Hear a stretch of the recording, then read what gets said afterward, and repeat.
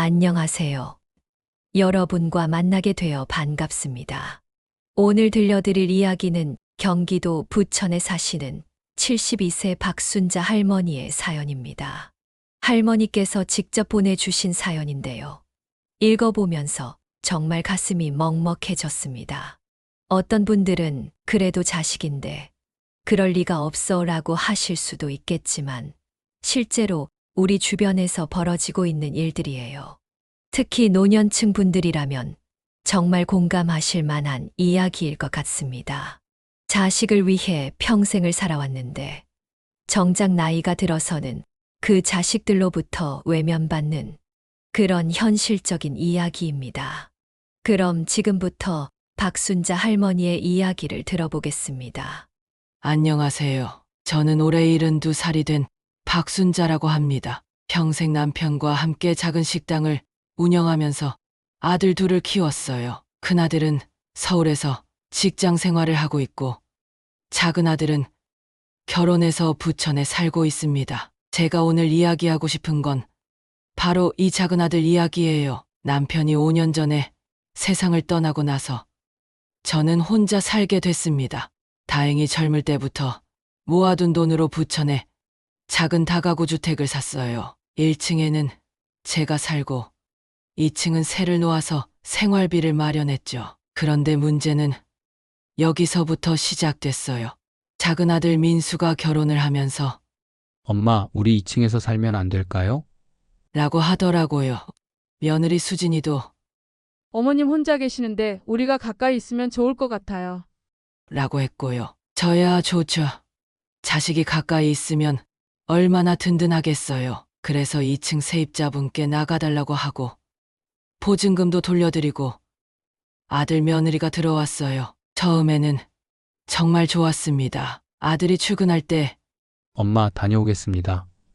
하고 인사하고 며느리도 가끔 반찬 만들어서 갖다 주고 이런 게 진짜 행복이구나 싶었어요. 그런데 시간이 지나면서 조금씩 달라지기 시작했어요. 처음에는 작은 일들이었죠.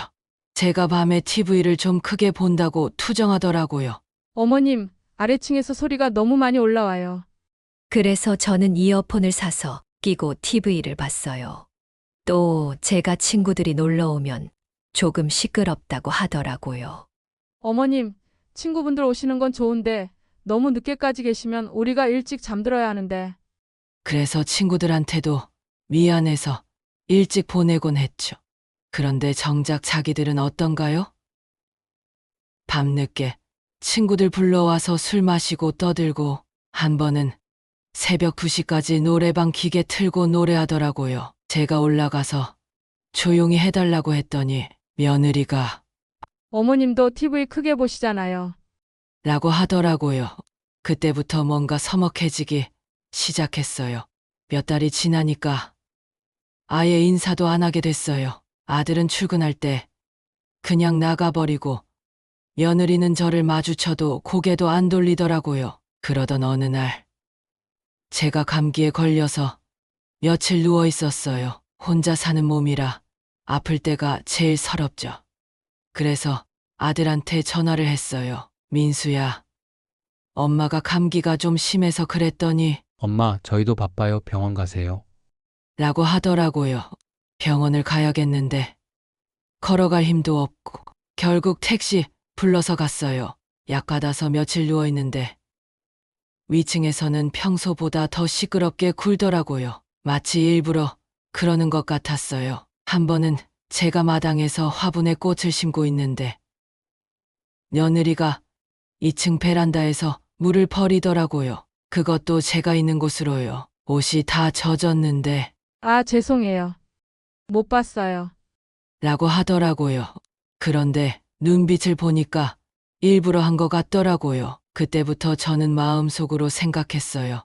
아, 이 아이들이 나를 여기서 내보내고 싶어 하는구나. 그런 일들이 반복되다가 결정적인 사건이 일어났어요. 어느 토요일 오후였는데 제가 친구 몇 분을 집에 초대했어요. 오랜만에 만나는 친구들이라 조금 시끄러웠을 수도 있어요. 그런데 갑자기 며느리가 내려와서는 어머님, 너무 시끄러워서 잠을 못 자겠어요.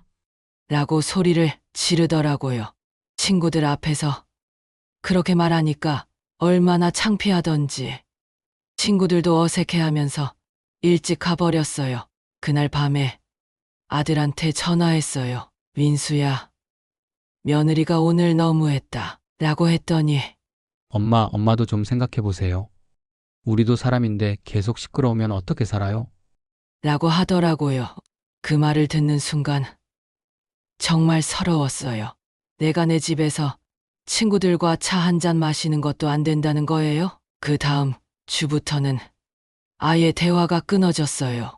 아들은 저를 완전히 무시하고 며느리는 저를 째려보기만 하더라고요. 한 번은 우편물이 잘못 배달돼서 제가 2층으로 가져다 주려고 했는데 문을 안 열어주더라고요. 현관문 앞에 놓고 우편물이에요라고 했는데도 문을 안 열어줬어요. 그러더니 어느 날 아들이 내려와서 이렇게 말하더라고요. 엄마, 솔직히 말씀드릴게요. 저희가 여기서 계속 살기는 어려울 것 같아요. 엄마와 계속 갈등이 생기니까 집안 분위기도 안 좋고 수진이도 스트레스를 많이 받아요. 그래서 제가 그럼 너희가 나가든지 아니면 우리가 서로 조금씩 양보하면서 살자라고 했어요. 그랬더니 아들이 엄마, 저희가 나갈게요. 대신 조건이 있어요. 라고 하더라고요. 무슨 조건인가 했더니 2층 보증금을 돌려주세요. 그리고 저희가 살면서 고쳐놓은 도배나 장판값도 달라고 하지 마세요. 라고 하더라고요. 저는 어이가 없었어요. 보증금을 받은 적도 없는데 무슨 보증금을 돌려달라는 거예요? 그래서 너희가 보증금을 낸 적이 있니? 라고 했더니 엄마가 우리를 위해서 세입자를 내보냈으니까 그 보증금은 우리가 받을 권리가 있어요. 라고 하더라고요. 정말 기가 막혔어요. 자기들이 2층에서 살게 해달라고 해서 세입자를 보냈는데 이제 와서 보증금을 달라고 하다니. 그런데 더 기가 막힌 건 그 다음이었어요. 그리고 엄마, 저희가 이사 간 다음에는 연락하지 마세요. 수진이가 엄마를 보면 너무 스트레스를 받아요. 라고 하더라고요. 결국 아들과 며느리는 이사를 갔어요. 보증금은 주지 않고 그냥 나가라고 했어요. 더 이상 얼굴 보기도 싫었거든요. 그런데 이사를 간 다음에도 문제가 생겼어요. 아들이 가끔 집 주변에 와서 제가 뭘 하는지 보더라고요. 한 번은 제가 마트에서 나오는데 주차장에서 아들 차를 봤어요. 그런데 저를 보자마자 차를 돌려서 가버리더라고요. 며칠 후에는 이상한 일이 생겼어요. 2층에 새로 들어온 세입자분이 저한테 이상한 말을 하더라고요. 할머니, 혹시 아드님이 집주인 아니세요? 어떤 젊은 남자가 와서 자기가 집주인이라고 하면서 임대료를 자기한테 내라고 하더라고요. 그때 알았어요. 아들이 제 등 뒤에서 무슨 짓을 하고 있는지. 제가 급하게 등기부등본을 떼어봤어요. 그런데 정말 충격적인 사실을 발견했어요. 언제부터인지 모르겠는데 제 집 명의의 아들이 공동명의자로 되어 있더라고요. 어떻게 된 일인지 생각해보니 작년에 아들이 엄마, 상속세 때문에 미리 증여를 해두는 게 좋대요. 서류만 좀 사인해 주세요. 라고 했던 게 기억났어요. 그때 저는 아들을 믿고 그냥 사인을 했는데 그게 집의 절반을 증여하는 서류였던 거예요. 그래서 아들이 당당하게 세입자한테 임대료를 달라고 한 거였어요. 자기도 집주인이니까요. 저는 너무 화가 나서 아들한테 전화를 했어요. 민수야, 이게 뭐니? 내가 언제 집을 증여한다고 했니? 그랬더니 엄마, 어차피 나중에 상속받을 건데 미리 받는 게 뭐가 문제예요? 세금도 아낄 수 있고요. 라고 하더라고요. 그럼 나한테 먼저 얘기를 했어야지. 왜 속였니? 라고 했더니 엄마가 반대할 줄 알았어요. 어차피 엄마 혼자 쓰기에는 너무 큰 집이에요. 라고 하더라고요. 그 전화 통화에서 아들의 진짜 속마음을 알게 됐어요. 엄마, 솔직히 말할게요. 엄마가 혼자서 그 큰 집에 살면서 2층 세입자한테만 월세를 받는 건 너무 비효율적이에요. 엄마는 작은 원룸으로 이사 가시고 이 집은 저희가 관리하는 게 좋을 것 같아요. 뭐라고? 내가 내 집에서 나가라고? 엄마, 현실적으로 생각해 보세요. 엄마 혼자서 집 관리하기도 힘들고 나이도 드셨는데 저희가 이 집을 잘 관리해서 임대료 수입도 늘리고 그 돈으로 엄마 생활비도 드릴게요. 그 말을 듣는 순간 정말 기가 막혔어요. 자기들이 제 집을 차지하고 싶어서 이런 짓을 한 거였어요. 그럼 내가 어디서 살라고? 엄마, 요즘 시니어 전용 원룸들 많아요. 관리도 잘 되고 병원도 가깝고 엄마 같은 분들한테는 그런 곳이 더 좋아요. 정말 어이가 없었어요. 자기들 편의를 위해서 저를 노인정 보내듯이 원룸으로 보내려고 하다니. 며칠 후에 며느리 수진이가 찾아왔어요. 아들보다 더 당당하더라고요. 어머님, 저희가 현실적인 얘기를 해드릴게요. 어차피 민수 오빠가 집을 물려받을 건데 지금 이렇게 갈등만 생기면 서로 힘들잖아요. 수진아, 그래도 이 집은 내가 평생 모은 돈으로 산 집이야. 내가 살던 곳인데. 어머님, 그래서 저희가 원룸 보증금도 내드리고 매달 생활비도 드린다고 했잖아요.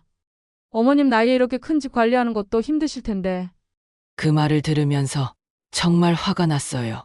마치 자기들이 저한테 베푸는 것처럼 말하더라고요. 수진아, 내가 너희한테 도움을 받고 싶어서 그러는 게 아니야. 이 집은 내 집이고 내가 여기서 살고 싶다고. 어머님 고집 부리지 마세요. 어차피 나중에는 저희 집이 될 건데 지금 이사 가시는 게 서로한테 좋아요. 그때 깨달았어요. 이 아이들은 처음부터 제 집을 빼앗으려고 계획을 세웠던 거구나. 그날 밤 정말 많은 생각을 했어요.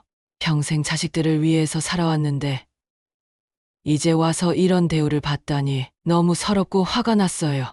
하지만 한편으로는 생각해봤어요. 내가 너무 자식들한테 의존하려고 했나? 남편이 살아있을 때는 둘이서 서로 의지하며 살았는데 남편이 돌아가신 후에는 자식들한테 의지하려고 했던 것 같아요.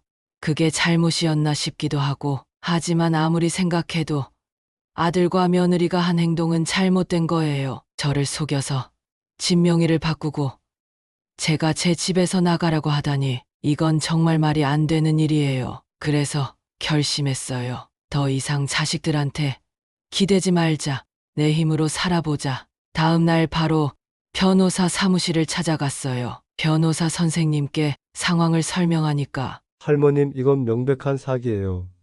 증여 의사가 없으셨는데 서류를 속여서 받았다면 이는 무효입니다. 라고 하더라고요. 그래서 일단 증여, 무효 소송을 준비하기로 했어요. 시간이 좀 걸리겠지만 제 집을 되찾을 수 있다고 하더라고요. 그리고 또 하나 결심한 게 있어요. 아들과 며느리가 저를 이렇게 대한다면 저도 더 이상 그들을 제 자식으로 생각하지 않겠다고요. 소송을 준비하면서 저는 새로운 계획을 세웠어요. 일단 2층 세입자분께는 상황을 설명하고 당분간 임대료를 제게 내달라고 했어요. 법적으로도 제가 여전히 소유자니까 문제 없다고 변호사 선생님이 말씀해 주셨거든요. 그리고 아들이 이상 집에 오지 못하도록 출입문 비밀번호도 바꿨어요. 제 집인데 제가 허락하지 않으면 들어올 이유가 없잖아요. 며칠 후에 아들한테서 화난 전화가 왔어요. 엄마, 집 비밀번호 왜 바꿨어요? 저도 명의자인데. 민수야, 내가 내 동의 없이 명의를 바꾼 것부터가 잘못이야. 지금 변호사 선생님과 상의해서 원상복 구하려고 해. 엄마, 그렇게까지 하실 거예요? 저희가 엄마를 위해서 한 일인데. 위해서 너희가 나를 내 집에서 쫓아내려고 한 게 나를 위해서라고. 그 후로 아들한테서 연락이 끊어졌어요. 며느리는 한 번 찾아와서 어머님 이렇게 하시면 정말 끝이에요. 다시는 연락 안 드려요. 라고 하더라고요. 저는 그래, 그렇게 하자 라고 대답했어요. 아들과 며느리와 연락이 끊어진 후 집이 정말 조용해졌어요. 처음에는 좀 외로웠어요. 그래도 가족이었는데 하지만 시간이 지나면서 마음이 편해지더라고요. 더 이상 눈치 볼 필요도 없고 제가 하고 싶은 대로 살 수 있게 됐거든요. 친구들을 집에 초대해서 차도 마시고 TV도 마음껏 보고 마당에서 꽃도 기르고 이런 게 진짜 제 삶이구나 싶었어요. 2층 세입자분은 좋은 분이세요. 가끔 반찬도 나눠주시고 혼자 계신 제가 걱정된다고 안부도 물어보시고 오히려 제 자식들보다 더 저를 잘 챙겨주시더라고요. 몇 달 후에 소송 결과가 나왔어요. 변호사 선생님이 전화로 알려주시는데 할머님 이겼어요. 증여가 무효 판결이 났습니다. 라고 하더라고요. 정말 기뻤어요. 집이 다시 온전히 제 명의가 됐어요. 아들은 항소를 하겠다고 했지만 변호사 선생님이 증거가 명확해서 항소해도 이길 가능성이 낮다고 하시더라고요. 그리고 한 가지 더 놀라운 일이 있었어요. 소송 과정에서 알게 된 건데 아들이 제 명의로 된 집을 담보로 대출을 받으려고 했더라고요. 다행히 소송 중이라서 못 받았지만 만약 제가 모르고 있었다면 정말 큰일 날 뻔했어요. 그런데 소송이 끝나고 며칠 후에 서울에 있는 큰아들 대식이한테서 연락이 왔어요. 엄마, 민수 일로 연락드려요. 민수가 엄마랑 소송하고 있다고 들었는데 뭔 일이에요? 큰아들은 그동안 상황을 전혀 모르고 있었더라고요. 그래서 처음부터 끝까지 다 얘기해줬어요. 엄마, 민수가 그런 짓을 했다고요? 정말 믿을 수가 없네요. 큰아들은 정말 놀라더라고요. 그리고 엄마, 제가 민수한테 얘기해 볼게요. 이건 정말 잘못된 일이에요. 라고 하더라고요. 며칠 후에 큰아들이 또 전화했어요. 엄마, 민수랑 얘기해 봤는데 걔가 완전히 잘못 생각하고 있었어요. 수진이가 계속 부추긴 것 같아요. 하지만 저는 이미 마음을 정했어요. 대식아, 고마워. 하지만 이미 너무 많이 상처받았어. 민수는 이제 내 아들이 아니야. 그 후로 벌써 1년이 지났어요. 저는 지금 정말 행복하게 살고 있어요. 2층 세입자분과는 서로 도우며 지내고 친구들과도 더 가까워졌어요. 혼자 사는 게 외롭긴 하지만 그 전처럼 스트레스 받지는 않아요. 요즘은 새로운 취미도 생겼어요. 동네 문화센터에서 서예를 배우고 있어요. 나이 비슷한 분들과 함께 글씨 연습도 하고 가끔 전시회도 보러 다니고 이런 게 진짜 제 인생 같아요. 그리고 무엇보다 제가 제 주인이 된 것 같아요. 더 이상 자식들 눈치 보지 않고 제가 하고 싶은 대로 살 수 있게 됐거든요. 가끔 작은 아들 민수가 생각나기도 해요. 그래도 제가 낳은 자식인데 하지만 더 이상 연락하지 않기로 했어요. 그 아이는 이미 선택을 했으니까요. 이번 일을 겪으면서 정말 많은 걸 깨달았어요. 첫 번째는 자식이라고 해서 무조건 믿어서는 안 된다는 거예요. 제가 너무 순진했나 봐요. 아들이 서류에 사인하라고 할 때 제대로 확인도 안 하고 그냥 믿었거든요. 두 번째는 나이가 들었다고 해서 모든 걸 자식들한테 맡겨서는 안 된다는 거예요. 제가 아직 정신도 멀쩡하고 몸도 건강한데 왜 자식들 뜻대로만 살아야 하나요? 세 번째는 진짜 가족이 뭔지 알게 됐어요.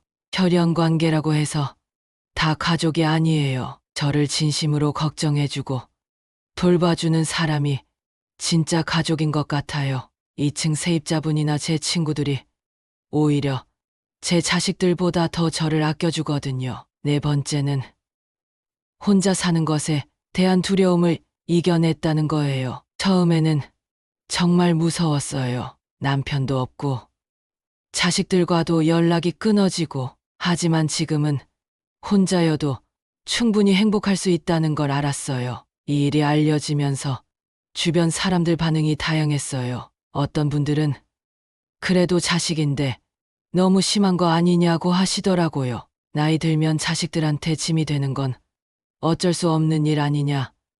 조금 참고 살지. 왜 소송까지 했냐는 말씀들도 하시고요. 하지만 제 친한 친구들은 다르더라고요. 순자야, 잘했어. 나였어도 그랬을 거야. 자식이 부모를 그렇게 대하면 안 되지. 라고 제 편을 들어주시더라고요. 특히같이 서예를 배우는 김순옥 언니가 이런 말씀을 해주셨어요. 순자 씨, 우리 나이에 가장 중요한 건 존중받으며 사는 거예요. 자식들한테 무시당하면서 사느니 혼자 당당하게 사는 게 훨씬 나아요. 그 말씀을 듣고 정말 공감했어요. 맞아요. 우리도 존중받을 권리가 있어요. 나중에 알게 된 사실인데 며느리가 처음부터 제 집을 노렸더라고요. 동네 아는 분이 그러시는데 며느리가 결혼하기 전부터 시어머니 집이 괜찮던데 나중에 그 집에서 살면 좋겠다. 는 말을 했다고 하더라고요. 그러니까 처음부터 계획이 있었던 거예요. 결혼 초기에 저한테 잘해준 것도 다 계산된 행동이었던 거죠. 제가 믿게 만들어서 집을 차지하려고. 그리고 또 알게 된 건 며느리가 다른 사람들한테는 저를 고집센 시어머니라고 말하고 다녔다는 거예요. 우리가 효도하려고 해도 받아주지 않으신다. 너무 까다로우셔서 같이 살기 힘들다는 식으로요. 정말 어이가 없었어요. 자기들이 저를 그렇게 대해놓고는 주변 사람들한테는 자기들이 피해자인 것처럼 말하고 다녔던 거예요. 이제 73살이 됐는데 이번 일을 겪으면서 정말 많이 배웠어요. 젊을 때는 자식이 전부인 줄 알았어요. 자식들을 위해서라면 뭐든지 할 수 있다고 생각했고 자식들이 잘 되는 게 제일 큰 행복이라고 여겼죠. 하지만 이제는 알겠어요. 자식도 결국 남이에요. 자기 생활이 우선이고 자기 가족이 우선이죠. 부모는 그 다음이에요. 그렇다고 해서 자식들을 원망하거나 미워하는 건 아니에요. 그냥 현실을 받아들이는 거죠.